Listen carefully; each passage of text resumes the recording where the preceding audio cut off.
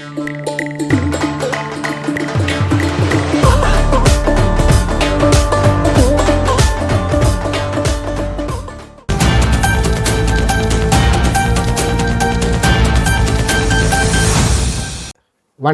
இந்தியான் செய்தி காணொளியில் நாங்கள் ஹரக்கட்டாவின் கொலை முயற்சி முறியடிக்கப்பட்டது சம்பந்தமாகவும் ஜனாதிபதி அனுரகுமார திசாநாயக்கா அவர்கள் வடக்கிற்கு மேற்கொண்ட விஜயத்தின் 2ஆம் நாளன்று மேற்கொண்ட சில அபிவிருத்தி திட்டங்கள் தொடர்பாகவும் இந்த காணொளியில் வழங்க இருக்கின்றேன்.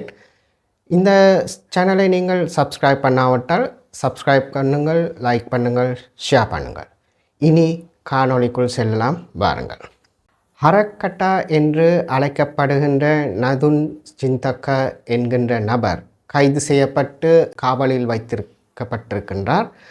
இவர் தொடர்பான பல தகவல்கள், செய்திகள் ஊடகப்பரப்பிலே வந்திருந்தது கடந்த காலங்களிலே.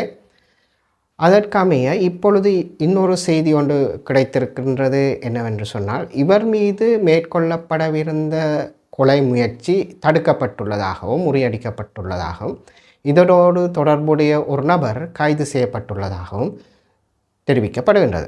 உங்களுக்கு தெரியும், நதுன் சிந்தக்க என்று சொல்லப்படுகின்ற ஹரக்கட்டா மற்றும் கேல்பத்ர பத்மே மற்றும் கணேமுல சஞ்சீவ போன்ற நபர்கள் எல்லோரும் பாதாள உலகத்தைச் சேர்ந்தவர்கள், பல திட்டமிட்ட குற்றச் செயல்களோடு சம்பந்தப்பட்டவர்கள்.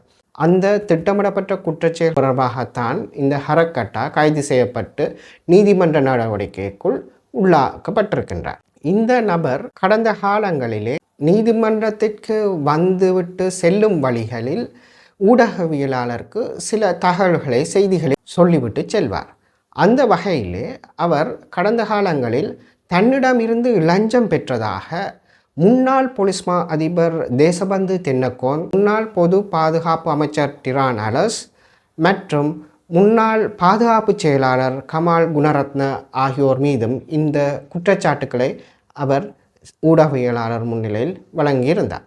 இவரை கொலை செய்ய திட்டமிட்டதாக கூறி மகரகம பகுதியிலே வைத்து தாழ்நில அபிவிருத்தி நிலையத்தின் ஊழியர் ஒருவரை கைது செய்திருக்கின்றார்கள் போலீசார்.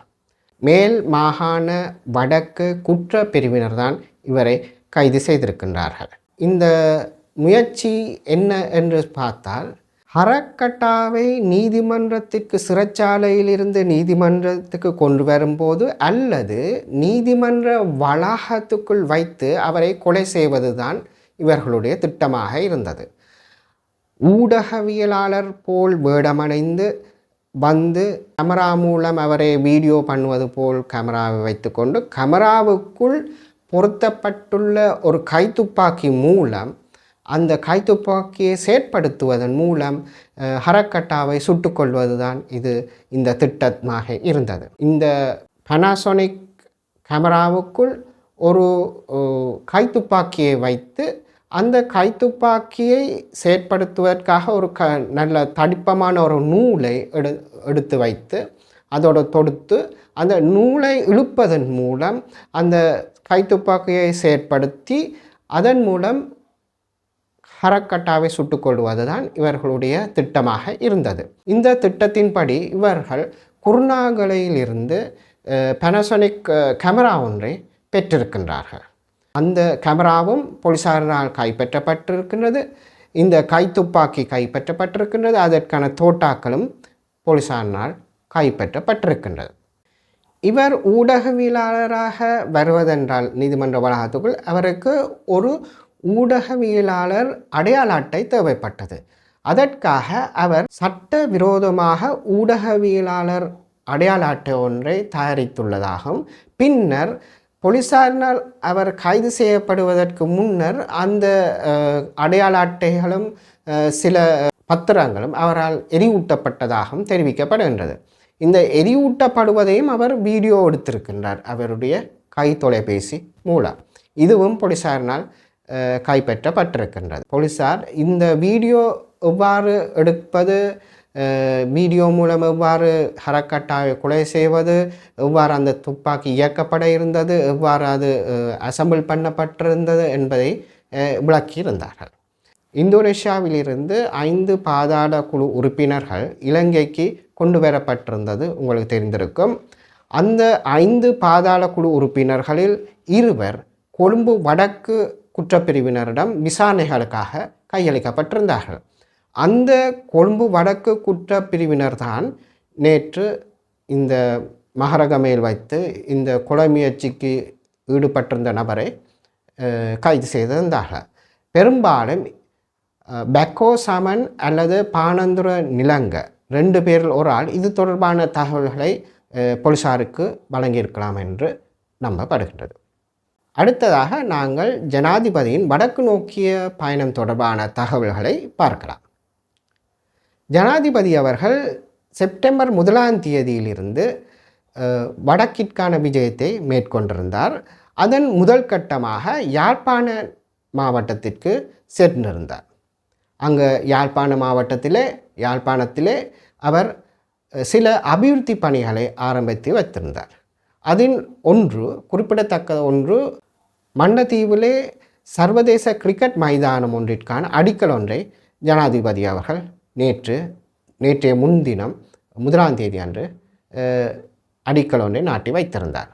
அதன் பின்னர் கடவுச்சீட்டு அலுவலகத்தின் கிளை அலுவலகம் ஒன்றை யாழ்ப்பாணத்தில் ஆரம்பித்து வைத்திருந்தார். அடுத்ததாக மயிலிட்டி துறைமுகத்தின் 3ஆம் கட்ட அபிவிருத்தி வேலைகளையும் ஆரம்பித்து வைத்திருந்தார். இந்த வடக்கின் பயணத்தின் ஒரு கட்டமாக நேற்றைய தினம் ஜனாதிபதி அவர்கள் பளைக்கு சென்றிருந்தார். பளையிலே வடக்கின் முதல் விதை தென்னை அபிவிருத்தி நிலையம் ஒன்றை ஆரம்பித்து வைத்திருந்தார். இந்த விதை தென்னை அபிவிருத்தி நிலையம் ஆரம்பித்து வைப்பதற்கான காரணம் என்னவென்று சொன்னால், வடக்கிலே யாழ்ப்பாணம், முல்லைத்தீவு, மன்னார் ஆகிய 3 மாவட்டங்களை இணைத்து முக்கோண வலயம் ஒன்று உருவாக்கப்பட இருக்கின்றது. தென்னை உற்பத்திக்கான முக்கோண வலயம் ஒன்று உருவாக்கப்பட இருக்கின்றது. இதன் ஒரு கட்டமாக இந்த முக்கோண வலயத்தில் 40,000க்கும் மேற்பட்ட ஏக்கர்களில் உற்பத்திகளை செய்வதுதான் அரசாங்கத்தின் இலக்காக இருக்கின்றது. இந்த திட்டத்திலே 2025ஆம் ஆண்டுக்கும் 2027ஆம் ஆண்டுக்கும் இடைப்பட்ட காலப்பகுதியில் கிட்டத்தட்ட 40,000 ஏக்கர்களில் தென்னை பயிற்சியை மேற்கொள்வதுதான் அரசாங்கத்தின் திட்டமாகவும் நோக்கமாகவும் இருக்கின்றது. இதன் முதல் கட்டமாக 2025ஆம் ஆண்டு, அதாவது இந்த ஆண்டு முடிவதற்கு முன்னர் கிட்டத்தட்ட 16,000 ஏக்கர்களில் தென்னை பயிற்சியை மேற்கொள்வதென்று முடிவு செய்திருக்கின்றார்கள். அடுத்ததாக ஜனாதிபதி அவர்கள் முல்லைத்தீவிற்கான பயணத்தை மேற்கொண்டிருந்தார். முல்லைத்தீவிலே வட்டுவாகல் பாலம் நிர்மாணிப்பு தொடர்பான நடவடிக்கைகள் அவர் அடிக்கல் நாட்டி இருந்தார். இந்த வட்டுவாகல் பாலத்தினை இருவழி போக்குவரத்து பாலமாக அமைப்பதற்கான திட்டத்தினை வீதி அபிவிருத்தி அதிகார சபை மேற்கொண்டிருந்தது. இந்த திட்டத்துக்காக 1.8 பில்லியன் ரூபாய்களை இலங்கை அரசாங்கம் ஒதுக்கியிருந்தது. ஆனாலும் இந்த திட்டத்தினை செயற்படுத்துவதற்கு ஒரு தனியார் நிறுவனம் 1.4 பில்லியன் ரூபாயில் செயற்படுத்துவதற்கு முன் வந்திருந்தது. இதையடுத்து ஒதுக்கப்பட்ட நிதிக்கும் செலவழிக்கப்பட இருக்கின்ற நிதிக்கும் இடையில் ஒரு 0.4 பில்லியன் ரூபாய்கள் வித்தியாசம் மீதம் ஏற்பட்டது. அந்த மீதமாகின்ற 0.4 பில்லியன் ரூபாய்களையும் அரசாங்கம் வெவ்வேறு திட்டங்களுக்கு வடபகுதிக்கு செலவழிப்பதாக உறுதியளித்திருக்கின்றது. இந்த வட்டுவாகல் பாதையின் மூலம் கிட்டத்தட்ட 3000 வாகனங்கள் பயணிப்பதாக தகவல்கள் தெரிவிக்கின்றது. இத்தோடு இந்த செய்தி கண்ணோட்டத்தை முடித்துக் கொள்கின்றேன். மீண்டும் உங்களை வேறொரு செய்தி கண்ணோட்டத்தில் சந்திக்கும் வரை நன்றி, வணக்கம்.